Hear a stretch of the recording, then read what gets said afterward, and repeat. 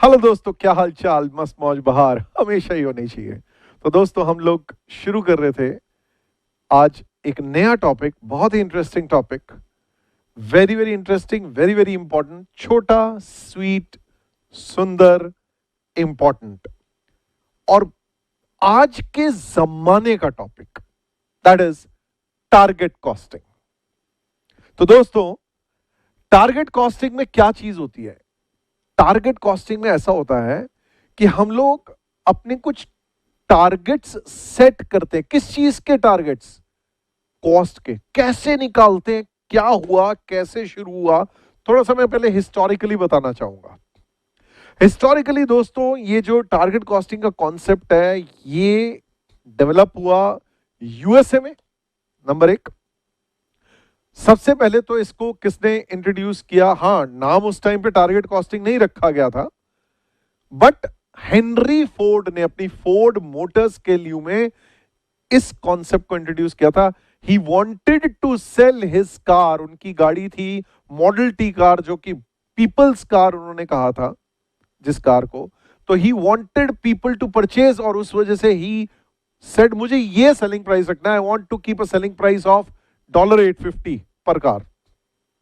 तो actually Ford Motors में Henry Ford ने ये कॉन्सेप्ट लेके आए और उन्होंने कहा, यार ये प्राइस करने के लिए मेरे को क्या करना पड़ेगा?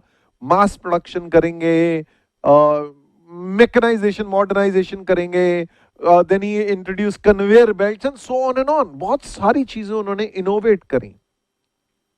फिर उसके बाद ये एक कॉन्सेप्ट जो यूएस में चालू हुआ, लेकिन उसने स्टिल ना बहुत ज्यादा, अगर मैं कहूं कि उस टाइम पे इस पर्टिकुलर टॉपिक की जो है बहुत ज्यादा स्टडी होने लग गई नहीं। उसके बाद later on Japanese companies, again motor vehicle companies, उन्होंने शुरू किया। आप लोगों ने प्रॉब्ली नाम सुना हुआ है, Nissan as well as Toyota. Nissan as well as Toyota, इन्होंने अपनी जो गाड़ियां थी, उन गाड़ियों का सेलिंग प्राइस पहले से ही सेट कर दिया कि ओके जी, मेरे को ये प्राइस पे अपनी ये कार बेचनी है, ये फीचर्स की कार, ये चीज, ये मॉडल इस प्राइस का बेचना है। तो उस हिसाब से उस प्राइस को अचीव करने के लिए, उस सेलिंग प्राइस को अचीव करने के लिए इन्हें अपनी, और डिजायर्ड प्रॉफिट अर्न करने के लिए इन्हें अपनी कॉस्ट, जो एक्चुअल कॉस्ट है, वो अपनी टारगेट कॉस्ट के अंदर अंदर रखनी होगी। तो दोस्तों, मैं ये बताना चाह रहा हूं आप लोगों को कि एक्चुअली वंस अगेन सुनिए मेरी बात ध्यान से।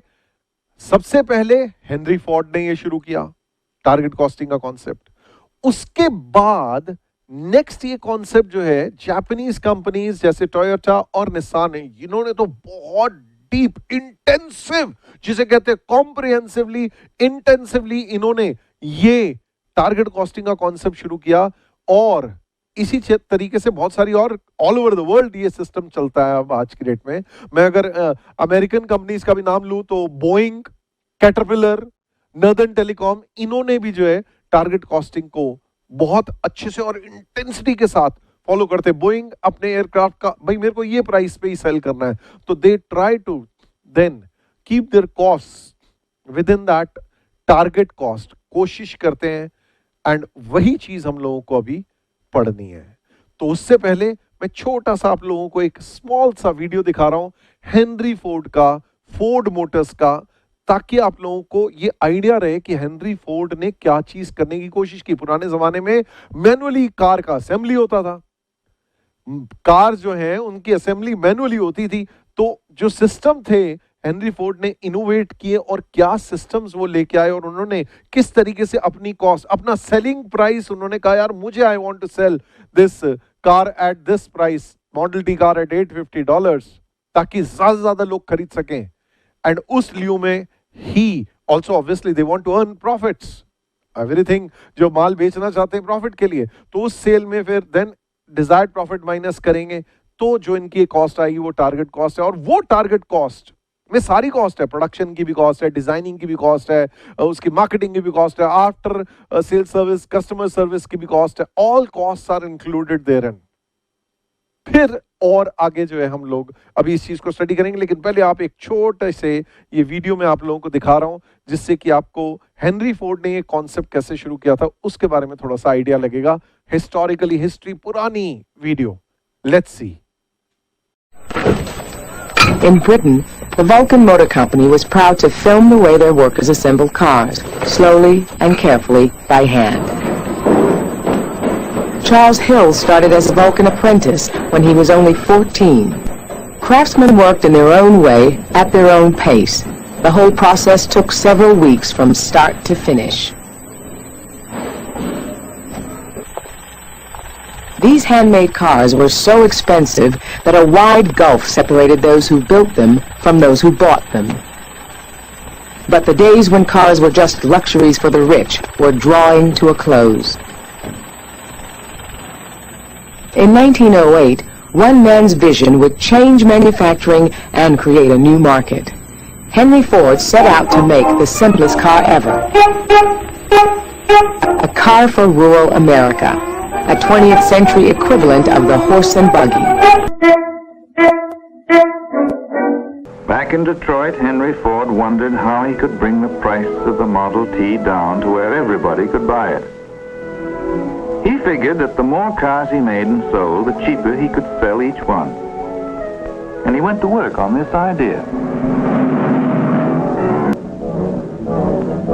Henry Ford watched it for a while, then he had an inspiration. Instead of moving the men past the cars, why not move the cars past the men? So on one hot August morning, they tried it that way. A husky young fellow put a rope over his shoulder, and Henry Ford called, "Let's go."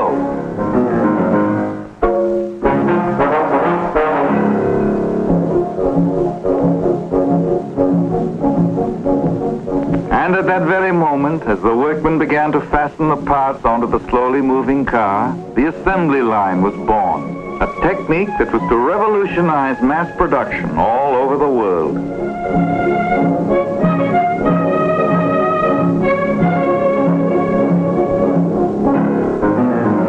Once they found that the idea would work, they began to improve it, refine it. They rolled the chassis down a single line of track, pushing it from crew to crew. And the more expert they became at this new method, the faster the cars came off the assembly line, and the price of the Model T began to drop.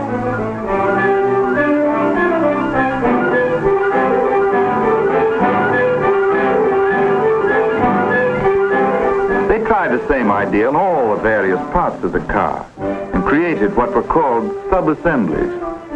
Each man on the line became a specialist. He did one thing, and he did it perfectly, then passed the work along to the next man. Minute by minute, production was winning the battle against wasted time and wasted effort. Parts were fed to the workmen by gravity slides so they wouldn't have to stop and wait for new parts. Then they put the parts on moving conveyor belts. This was a great step forward because now they could regulate the flow of work and keep it moving at a constant rate of speed.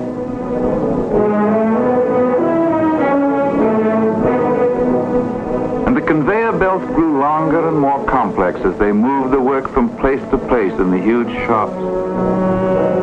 They became fantastic masterpieces of planning and engineering. But the battle against wasted time and wasted effort was being won. At peak efficiency, the old system had spit out a finished T in 12.5 man-hours. With the chassis in motion, that time dropped to less than half that. Within a year, it took just 93 minutes to make a car.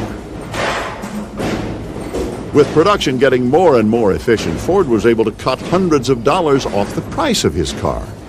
Cutting prices enabled Ford to achieve what he claimed were his two aims in life: to bring the pleasures of the automobile to as many people as possible, and to provide a large number of high-paying jobs for his workers.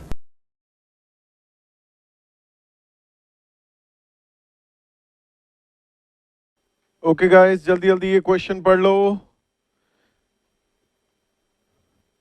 आज का पहला सवाल, target costing का पहला सवाल। Okay guys, अब तक आप लोगों ने पढ़ लिया होगा। Let us start the discussion, here we go. तो वो कह रहा है कौलून टॉय कंपनी, केटीसी। अच्छा, कौलून हांगकांग में जगह है और ये कौलून टॉय कंपनी एक्चुअल में वहां पे एक टॉय कंपनी है। एक्सपेक्ट्स टू सक्सेसफुली लॉन्च है दोस्तों, सक्सेसफुली लॉन्च करने का सोच रहे हैं toy H. Okay, as the case में भी एक डिज्नी कैरेक्टर है टॉय एच। ऑलराइट, केटीसी जो है 15% रॉयल्टी देगा, 15% जो है केटीसी क्या करेगा, केटीसी 15% रॉयल्टी देगा on selling price to Disneyland. Simple सी बात है भाई, डिज्नीलैंड का टॉय है, डिज्नी लैंड जो है, डिज्नी जो कंपनी है उसका टॉय है, तो उस हिसाब से डिज्नीलैंड को इन्हें जो है 15% रॉयल्टी देना पड़ेगा सेलिंग प्राइस का। और सेलिंग प्राइस जो है ₹100 पर टॉय है। 25% ऑफ सेलिंग प्राइस इनका टारगेट प्रॉफिट है। तो सिंपल सी बात देखो दोस्तों, इनका सेलिंग प्राइस अगर ₹100 है, उसमें से टारगेट प्रॉफिट 25 काटेंगे तो 75 टारगेट कॉस्ट हुई, इंक्लूडिंग दी इंक्लूडिंग रॉयल्टी। और रॉयल्टी जो है 15% ऑफ सेलिंग प्राइस है, तो कहने का मतलब एक्सक्लूडिंग रॉयल्टी 60 कॉस्ट हो गई। और ये इन्होंने उसकी कॉस्ट का जो है डिटेल दिया हुआ है। क्या दिया हुआ है भाई, कि कंपोनेंट H1 लगना है 8.5 का, ठीक है।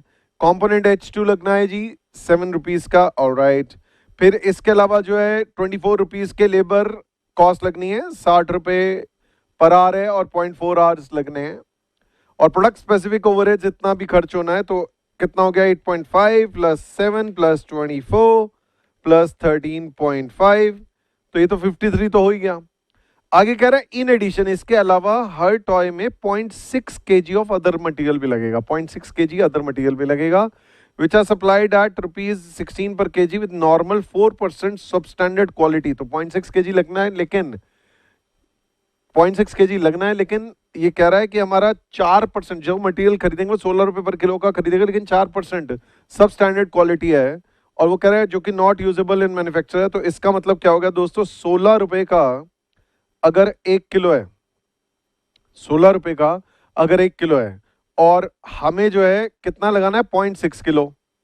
लेकिन अब प्रॉब्लम क्या है दोस्तों, ये 0.6 किलो जो है, ठीक है, इन्हें इतना इनपुट डालना है, लेकिन 4% जो है वो सब स्टैंडर्ड है। तो कहने का मतलब 96%, दिस डिवाइड बाय 96%, इतना मटेरियल डालना पड़ेगा। दैट इज कितना मटेरियल डालना पड़ेगा, 0.6 डिवाइड बाय 96%, 0.625 kg डालेंगे, तो उसमें से 0.025 kg खराब 4% हट जाएगा, फिर 0.6 kg जो लगेगा, 0.625 multiplied by 16, so this is 10। तो ये और इसमें अदर कॉस्ट जोड़ दी 10। तो दोस्तों ये सारा 53 था प्लस 10, 63 की कॉस्ट हो गई हमारी एस्टिमेटेड कॉस्ट, जो करंट कॉस्ट है estimated.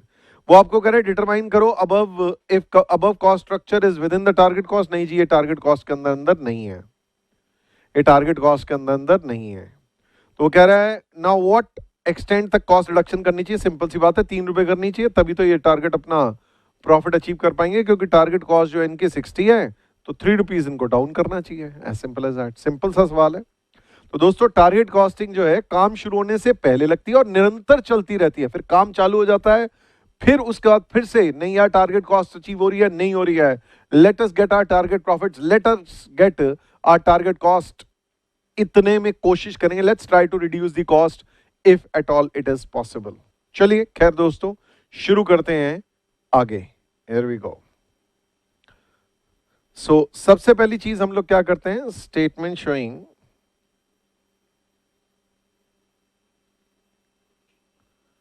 computation of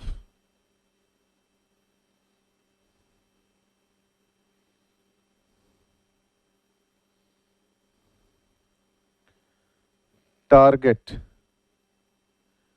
cost of toy H, है ना दोस्तों। टॉय H की टारगेट कॉस्ट हम लोगों ने निकालनी है। लेकिन यहां टारगेट कॉस्ट कौन सी हम लोग निकाल रहे हैं? एक्सक्लूडिंग रॉयल्टी निकाल रहे हैं, क्योंकि रॉयल्टी तो सीधा सीधा 15% ऑफ सेल प्राइस है जो कि हमें कॉलोन टॉय कंपनी को देना ही देना है। तो इस हिसाब से यहां आएगा पर्टिकुलर्स,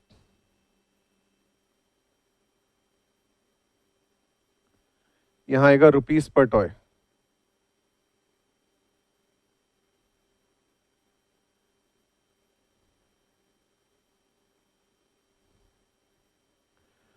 सो दोस्तों, what we are going to do is, सबसे पहले है टारगेट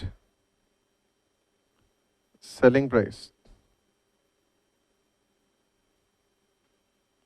100 रुपीज है, इसमें से लेस करते हैं टारगेट प्रॉफिट। उसने टारगेट प्रॉफिट दोस्तों कितना बोला हुआ है? 25% of selling price. So this I am writing 25% of 100 rupees. ये माइनस करके आपका टारगेट कॉस्ट इंक्लूडिंग रॉयल्टी आ जाता है, लेकिन हमें रॉयल्टी के खर्चे भी माइनस कर देने चाहिए। Royalty cost, this is 15% of selling price. That is to say 15% of 100 rupees, that comes to 15 rupees. So this comes to 60 rupees is target cost excluding royalty.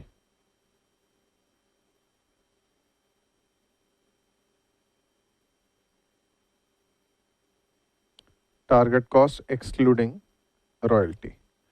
अच्छा, नेक्स्ट, तो ये 60 रुपीज आ गया। इसके बाद आपने क्या करना है? अब आपने बनानी है statement showing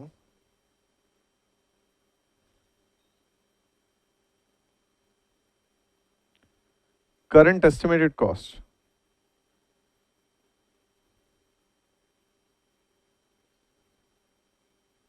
obviously per toy H है नाम, एक्सक्लूडिंग रॉयल्टी।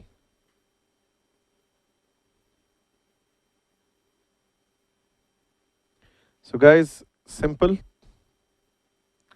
आपने क्या करना है? आपने ऐसी सुंदर सी स्टेटमेंट बनानी है। रुपीस पर टॉय ही चल रहा है, ऊपर लिख दिया है कॉस्ट पर टॉय, तो फिर से लिखने की जरूरत नहीं है।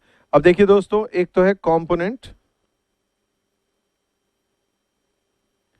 H1 लगना है इनका, रुपीज 8.5 पर टॉय है ना जी, रुपीस पर टॉय। फिर कंपोनेंट H2 भी है,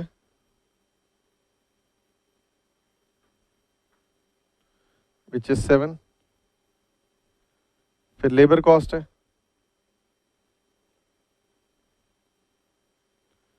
0.4 hours multiplied by rupees 60 per hour. So this is 24. Then comes product specific overheads.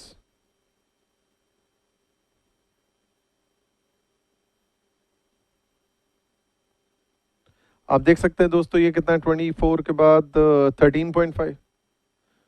और फिर उसने आपको अदर मटेरियल कॉस्ट भी बोली है कुछ, और वो अदर मटेरियल कॉस्ट के बारे में क्या है? 0.6 kg लगेगा, और 1 किलो जो है वो 16 रुपीज़ का आता है, लेकिन 4% इनका खराब मटेरियल निकलता है जो कि इस्तेमाल ही नहीं हो सकता। तो add other material cost,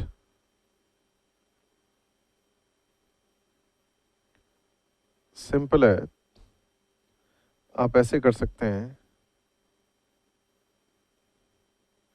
rupees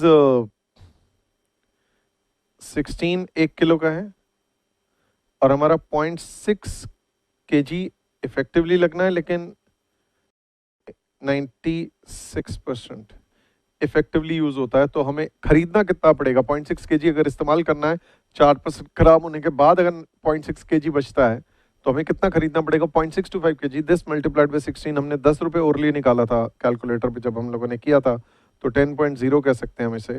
और ये हमारी एस्टिमेटेड टोटल कॉस्ट आ रही है पर टॉय।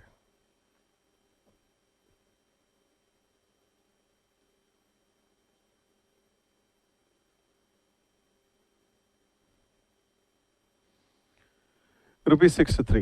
तो दोस्तों उसने क्वेश्चन में मांगा क्या है, व्हाट इज द रिक्वायरमेंट। वो कह रहा है एक काम करो, determine if the above cost structure is within the target cost. आप कहोगे नहीं, it is not within the target cost. फिर उसके बाद कह रहा है if not what to what extent it should be, there should be cost reduction. तो देखते हैं, लिख देते हैं इसको। नीचे आप लोगों ने जो है अपना रिमार्क लिखना है। The total estimated cost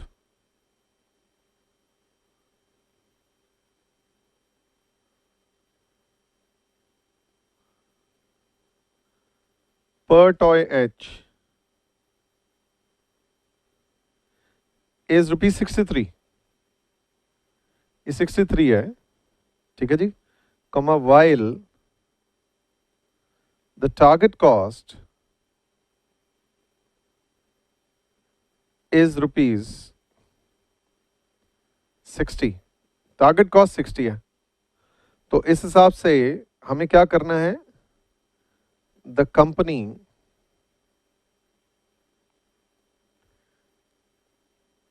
should make efforts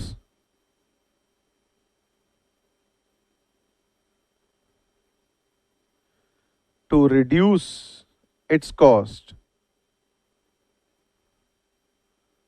per toy by ₹3 each। तो इन्हें अपना टारगेट कॉस्ट को अचीव करने के लिए इनको एफर्ट्स करने चाहिए कि इनकी कॉस्ट किसी तरीके से ₹3 कम हो जाए। ठीक है दोस्तों, so that finishes of this question. जैसे ही खत्म हो जाए please read the next question.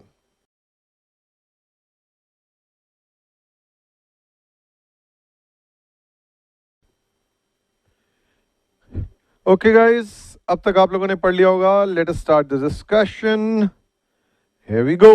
सो वो क्या कह रहा है, कह रहा है the company has sales of 1 lakh units. तो 1 लाख यूनिट्स जो है ये लोग बेच पा रहे हैं ₹200 पर यूनिट का। इसका मतलब इनकी सेल्स वैल्यू जो है ₹200 lakhs है। और वो कहता है प्रॉफिट जो है 40 लाख है। आप नीचे देखेंगे तो ना टोटल कॉस्ट 160 लाख है, तो इस 200 लाख में से 160 हटाते तो 40 लाख आता है। ठीक है, तो 160 लाख की कॉस्ट है, सेल्स 200 lakhs है, प्रॉफिट 40 लाख है करंट ईयर में। कहता है स्टिफ कंपटीशन है। ठीक है जी, टारगेट कॉस्टिंग के लिए कंपटीशन तो बहुत जरूरी है। मोनोपोलीज में तो टारगेट कॉस्टिंग लगता भी नहीं है। कहते हैं company has to reduce the price. अरे इन्हें अपना selling price, target price, selling price जो है रिड्यूस करना पड़ेगा।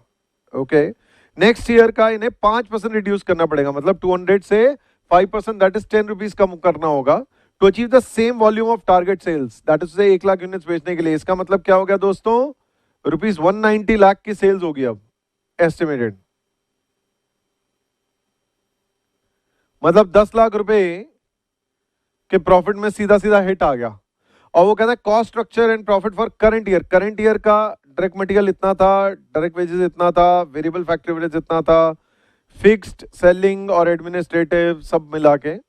तो दोस्तों अगर आप देखोगे तो पर यूनिट अगर निकालोगे तो 1 लाख यूनिट से डिवाइड करेंगे तो ₹60 पर यूनिट, 45 पर यूनिट और ये 20 पर यूनिट है।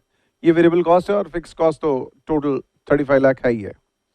कह रहा है to achieve the target cost. अब टारगेट कॉस्ट हमें चाहिए to maintain the same profit. जो इस साल का प्रॉफिट था 40 लाख, वही प्रॉफिट कमाना है, मतलब 10 लाख रुपए का प्रॉफिट कम नहीं होने देना।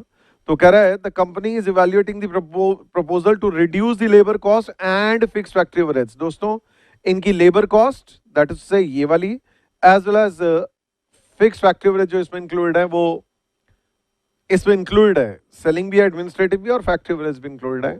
तो इन दोनों को रिड्यूस करने का इरादा है। अ वेंडर, एक वेंडर ने एक सप्लाई कर रहा है machine suitable for companies operation, has offered the advance technology semi automatic machine.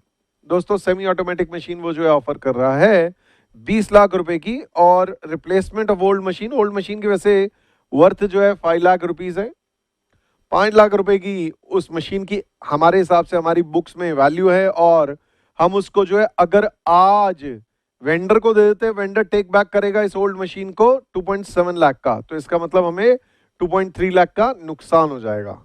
दोस्तों हम यहाँ रेलिवेंट कॉस्टिंग नहीं कर रहे, यहाँ जो है हम लोग उसने क्वेश्चन में हमें रेलिवेंट कॉस्टिंग नहीं, उसने टारगेट कॉस्टिंग करने को बोला है, तो will not go by the relevant costing concepts, will को जो उसने डेटा दिया उसको एनालाइज करके, we are not taking the decision relevant costing के बेसिस पे, this is not that. He is asking us कि भाई हमें कितने supervisor are to be remove from production activities next year in order to achieve the target cost. तो हमें cost जो है वो टोटल जो हमारी कॉस्ट थी वो सारी लेके चलनी है, रेलिवेंट कॉस्ट नहीं, टारगेट कॉस्ट। ठीक है दोस्तों, आगे बढ़ रहे हैं। तो company's policy is to charge depreciation 10% on WDV। अभी कितना है दोस्तों, 5 लाख का 10% दैट इज 0.5 लाख डिप्रिसिएशन जाता है, तो वो ऑब्वियस सी बात है इसमें इंक्लूडेड होता होगा।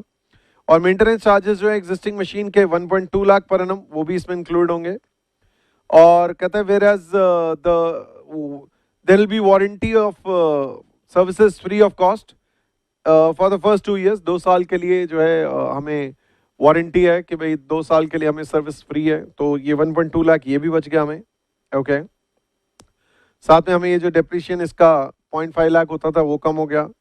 देर आर 10 सुपरवाइजर्स जिनकी हर एक की कॉस्ट जो है 1.5 लाख रुपए पर एनम है, 1.5 लाख रुपए का एक सुपरवाइजर है, तो हमें 15 लाख रुपीज उसकी कॉस्ट वो भी इसमें इंक्लूड है एज द केस में भी।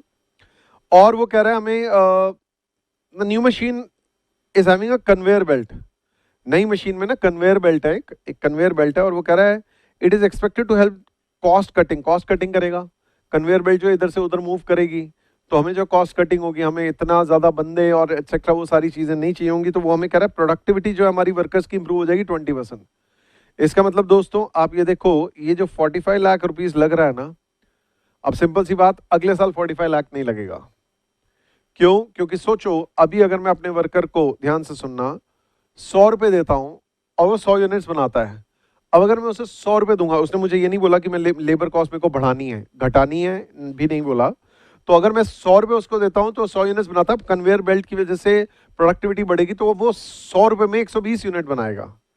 इसका मतलब क्या हो गया, मेरी 20% प्रोडक्शन ज्यादा होगी, तो मेरी लेबर कॉस्ट जो है वो कितनी हो जाएगी दोस्तों, 45 लाख डिवाइड बाय 120%, इतनी हो जाएगी, जितनी भी आती है। लेट अस कैलकुलेट इट, कितनी आती है, let us do the maths. 45 divide bye 1.2, so guys this is 37.5 lakh, तो 37.5 लाख होगी पहली बात। दूसरा वो कह रहा है cut down the material wastage by 10%, sorry 1%, I am so sorry, 1.0 है, 1%, तो मटेरियल कॉस्ट भी मेरी बच जाएगी। तो देखो लेबर कॉस्ट में एक तो रिडक्शन हुई, कितनी रिडक्शन होगी, 7.5 लाख। अच्छा, मटेरियल कॉस्ट भी जो हमारी 1% बच गई, दैट इज 0.6 लाख बच गई, तो 7.5 लाख मटेरियल लेबर में बचा, 0.6 लाख मटेरियल में बचा। चलो, elimination of services of supervisor because auto facility है, इसके कारण अब हमें सुपरवाइजर ज्यादा नहीं चाहिए। अब यहाँ से वहाँ कन्वेयर बेल्ट चल रही है, तो हर एक चीज को, एक्टिविटी को इतना डीपली सुपरवाइज करने की जरूरत नहीं है। अब कंपैरेटिवली अब हमें कम सुपरवाइजर चाहिए होंगे, पहले हमारे पास 10 सुपरवाइजर्स थे, तो वो यही पूछ रहा है कितने सुपरवाइजर्स रिमूव करें। फिर उसके बाद कह रहे हैं saving in packaging cost 1.5 lakh, दोस्तों ये भी हमारा बचेगा 1.5 लाख, ये भी बचेगा हमारा सेविंग्स इन पैकेजिंग कॉस्ट।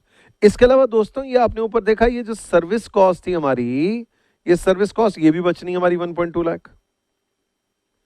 और दोस्तों डेप्रिसिएशन भी जो है आपका 0.5 लाख बच जाना है, लेकिन डेप्रिसिएशन एडिशनल भी तो होना है, नई मशीन 20 लाख पे 2 लाख का डेप्रिसिएशन और भी होना है, ये सेव होगा डेप्रिसिएशन, लेकिन ये डेप्रिसिएशन खर्च होगा।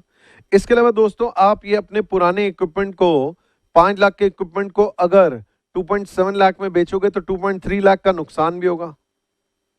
We are not doing the relevant costing thing.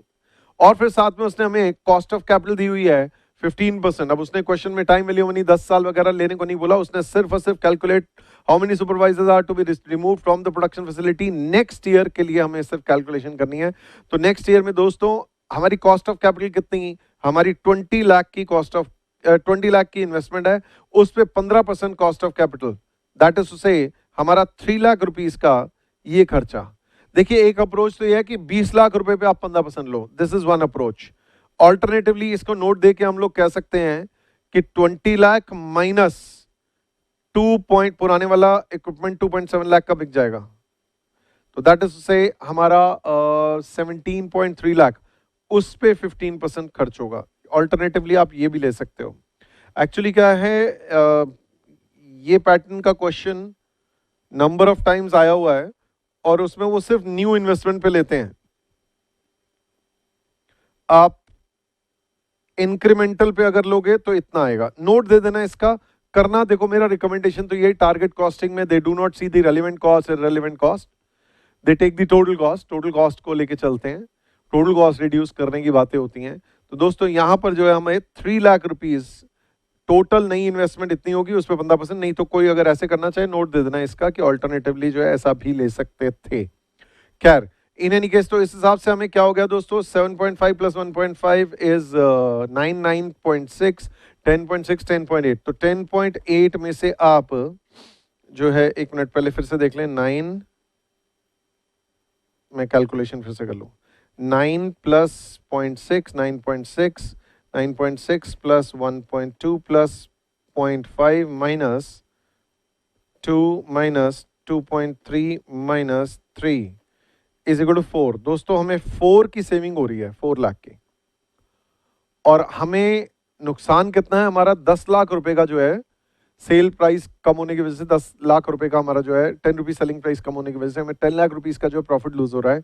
तो 4 लाख रुपए की यहां से सेविंग हो रही है, तो 6 लाख रुपए आपको सुपरवाइजर के कट करने पड़ेंगे। एक सुपरवाइजर आपका कितनी कॉस्ट करता है, 1.5 लाख, तो आपको कितने सुपरवाइजर कट करने पड़ेंगे, you will have to cut 4 supervisors, 4 supervisors को thank you tata bye bye करो, और इस हिसाब से आप अपनी टारगेट प्रॉफिट जो है अचीव कर पाओगे। ठीक है दोस्तों, तो उसने आपसे पूछा है हमें अपनी टारगेट कॉस्ट अचीव करनी है, हमें कितने सुपरवाइजर्स को बाय बाय करना चाहिए नेक्स्ट ईयर। अगर हमने ये वाला प्रपोजल एक्सेप्ट किया तो in this case you have to say before supervisors को thank you tata bye bye करना है। तो उस हिसाब से आपको अपने सिस्टम को इस तरीके से लगाना होगा कि 6 सुपरवाइजर में प्रॉपर स्मूथ फंक्शनिंग हो। ऊपर से लेबर का भी जो है हम लोग ये अजम्पशन दे सकते हैं नीचे कि वी आर अज्यूमिंग कि लेबर कॉस्ट में कोई चेंज नहीं आएगा अगले साल में, प्रोडक्टिविटी बढ़ने के लिए में हमें उन्हें कोई एडिशनल बोनस या इंसेंटिव नहीं देना होगा, नथिंग इज मेंशन, तो नहीं देना होगा। इस अजम्पशन को आप नीचे नोट देके एंड सॉल्व कर सकते हैं। इस चीज को भी आप देना चाहे तो दे सकते हैं कि भी हमने कॉस्ट ऑफ कैपिटल जो निकाली है वो नई इन्वेस्टमेंट पे निकाली है, ऑल्टरनेटिवली कोई इंक्रीमेंटल पे कहता तो फिर वो 20 माइनस 2.7 दैट इज से 17.3 पे निकालते तो इतनी आती। बाकी खैर इससे करना मत, क्योंकि ये सेम चीज कई जगहों पे कई बार कई एरियाज में आई हुई है और उन्होंने 20 पे लिया हुआ है। सो इसको नोट की तरह दे, दैट इज मोर बेटर। ठीक है जी, बाकी इंस्टीट्यूट ने तो इसका नोट भी नहीं दिया है। तो my suggestion, my recommendation is that you simply do what? You simply do 20 lakh, but still to be on a safer side, I will still say this is also logical thing कि भाई मेरे को 20 लगाना है लेकिन 2.7 तो यहीं पे मेरे को मिल गया, तो अल्टीमेटली मेरे को तो नई मशीन पे सिर्फ इंक्रीमेंटल इन्वेस्टमेंट खर्च करनी पड़ी, दैट इज से 17.3। इधर फिर मैंने थोड़ा सा रेलिवेंट कॉस्टिंग का कॉन्सेप्ट लगाया, जो कि वैसे लिया नहीं जाता यहाँ पर टारगेट कॉस्टिंग में, क्योंकि आप में से किसी के दिल में ये ख्याल आ सकता है कि सर मेरे को तो सिर्फ इंक्रीमेंटल पे लेना चाहिए। तो that is your call, you can give a note if you want to. बाकी इंस्टीट्यूट ने दिया नहीं नोट, तो मैं भी इस चीज का नोट नहीं दूंगा। ठीक है दोस्तों, मैं भी इस चीज का नोट नहीं दूंगा, क्योंकि हम लोग टोटल कॉस्ट कॉन्सेप्ट पे चल रहे हैं टारगेट कॉस्टिंग में। We are not playing relevant cost. Okay, जिन्हें समझ में आ गया बहुत ही बढ़िया, जिन्हें नहीं आया घबराओ मत, मैं रिपीट कर रहा हूं लेकिन इस बार लिखवाते हुए। आइए शुरू करेंगे ये सवाल। Here we go. सबसे पहली चीज वो कह रहा है हमसे प्राइस कट करेंगे तो उस केस में हमें सेम प्रॉफिट मार्जिन अचीव करने के लिए हमें कितना जो है अपना सुपरवाइजर्स को निकालना पड़ेगा। तो आप सबसे पहली चीज क्या कहेंगे, due to reduction in selling price per unit by 5% on rupees 5%, बस 5% ही कर देते हैं, due to reduction in selling price per unit by 5%, comma the total sales value and total profits are expected to decrease by, देखिए दोस्तों, ₹200 into 5%, that is 10 रुपए into 1 lakh units is equal to ₹10 lakhs. 10 lakh रुपए जो है ये decrease हो जाएगा, पहली बात. दूसरा नंबर, अब हम लोगों ने क्या करना है, अब हमें डिटरमाइन करना है कि कितने सुपरवाइजर को thank you tata bye bye कहें. So statement showing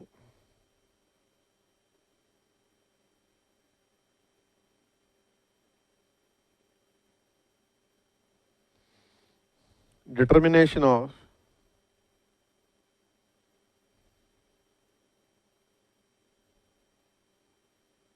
number of supervisors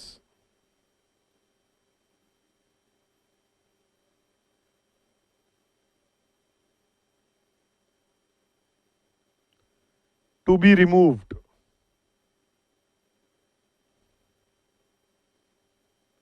from production activities next year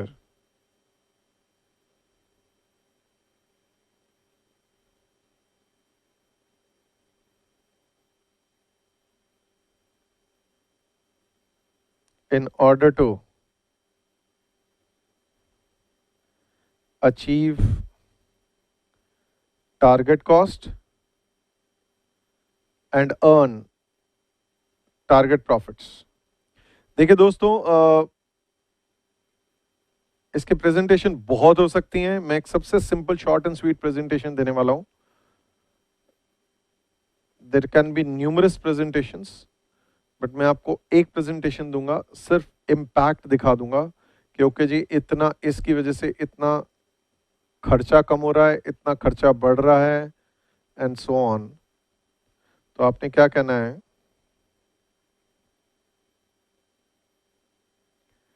desired reduction in total cost next year. Obviously rupees in lakhs.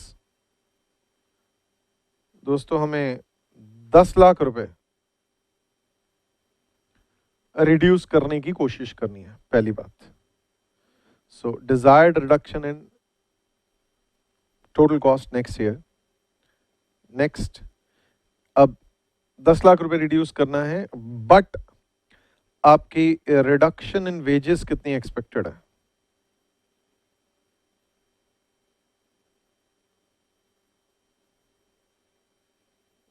Expected आप देख सकते हैं 45 लाख की वेजेस हैं और 45 डिवाइड बाय 120%, क्योंकि वो कह रहा है 20% प्रोडक्टिविटी बढ़ेगी, तो ये हम लोगों ने निकाला था 45 divide by 120% is equal to 37.5, तो 7.5. लेकिन आप इसके बारे में एक यहां पर नोट भी दे सकते हैं,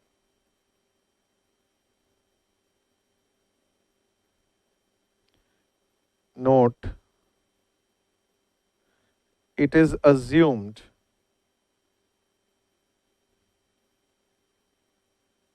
that labor cost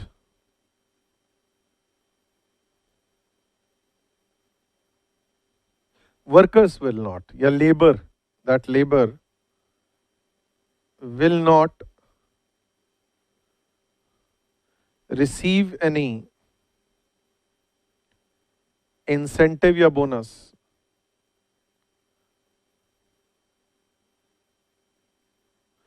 on account of improved productivity.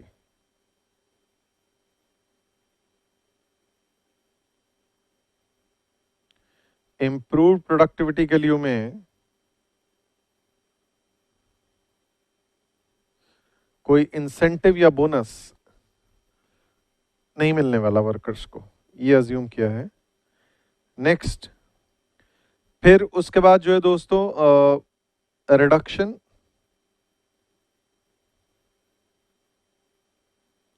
In material cost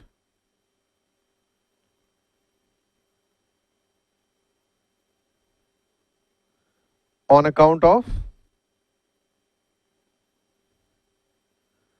a reduction in wastage.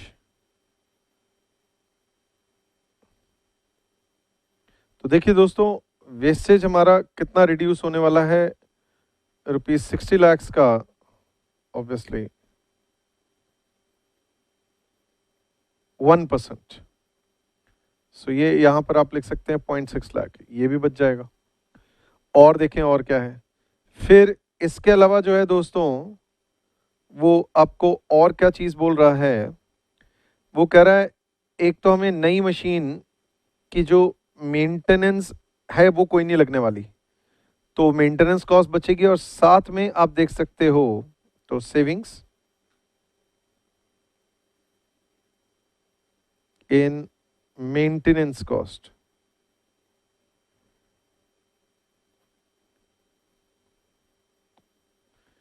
दोस्तों सेविंग्स इन मेंटेनेंस कॉस्ट कितनी होगी, ये हमें गिवन है 1.2 लाख अगले साल में नहीं होगी।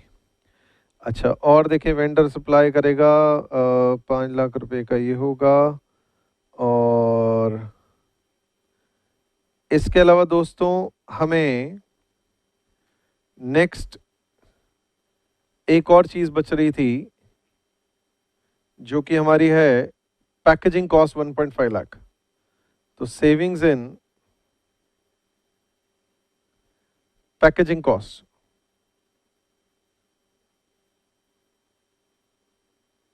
ये दोस्तों ये हमारी 1.5 लाख ये बचेगा। फिर अगला नंबर हमें सेविंग्स सारी हो गई। अब इसमें से एक सेविंग और है, savings in depreciation of old machinery, savings in depreciation on old machinery. तो दोस्तों ओल्ड मशीनरी का डेप्रिसिएशन जो है वो हमारा बच जाएगा, कितना हुआ, जो कि आप देख सकते हो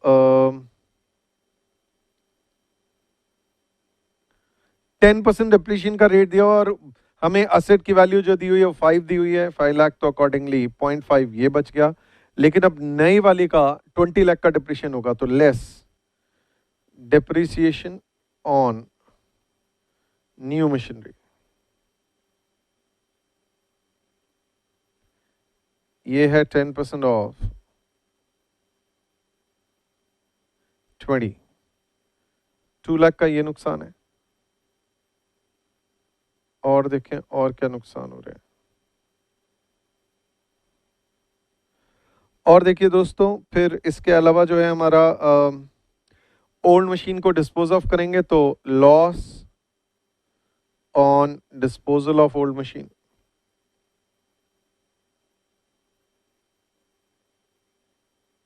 आप जानते हैं 5 लाख की मशीन को 2.7 में एक्सचेंज कराएंगे तो 2.3 लाख का ये भी नुकसान होगा। ये भी अगले साल का हमारा कॉस्ट में आएगा या लॉसेस में आएगा, जैसा मर्जी कह दो। फिर इसके अलावा जो है दोस्तों आप और कह सकते हैं नई इन्वेस्टमेंट पे cost of capital on new investment.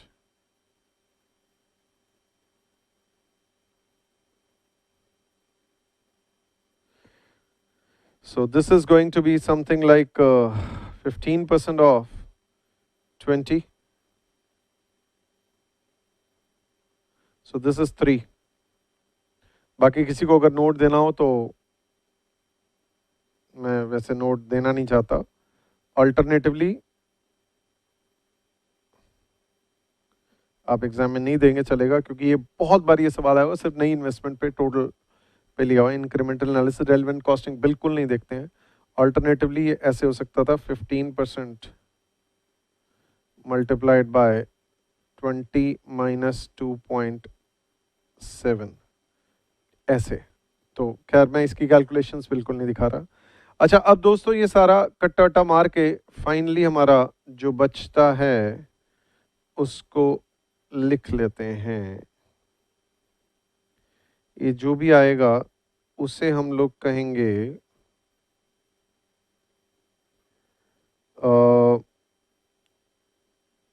Effective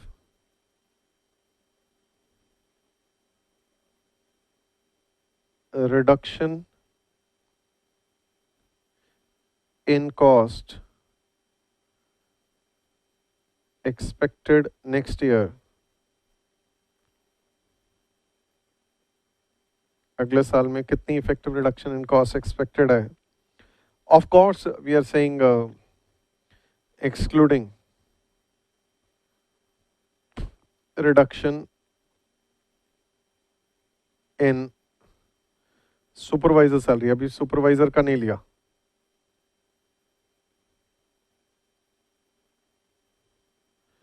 तो दोस्तों टोटल कर लेते हैं। 7.5 प्लस 0.6 8.1 तो 9 10.2 10.8 10.8 प्लस 0.5 दोस्तों 10.8 प्लस 0.5 इज 11.3। इसमें से माइनस किया 2.3 माइनस किया 2 माइनस किया 3 तो दोस्तों ये 4 आ गया मेरा। 4 लाख की कॉस्ट जो है हमारी रिड्यूस हो रही है, जबकि हमारे को 10 लाख का नुकसान है। तो आप चाहो तो इसे 1 कह सकते हो। 10 लाख की आपको रिडक्शन करनी है कम से कम, और 4 लाख की रिडक्शन हो रही है, तो 1 माइनस 2 आप ऐसे कह सकते हो 6 लाख। 1 माइनस 2 आप ऐसे कह सकते हो कि डिजायर्ड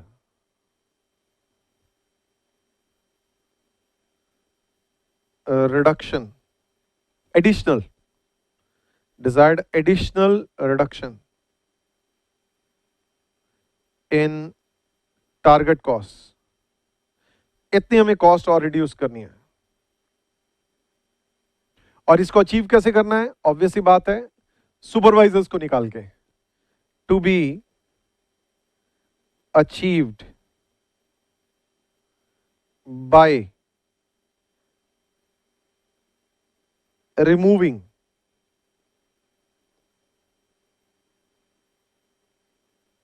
सुपरवाइजर्स। तो दोस्तों ये आपने लेना है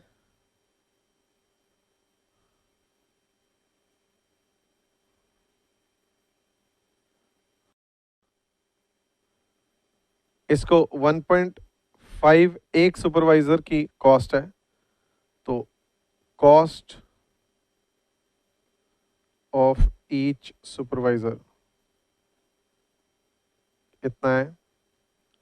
इससे डिवाइड करेंगे तो आपके number of supervisors to be reduced, number of supervisors to be reduced आ जाएगा।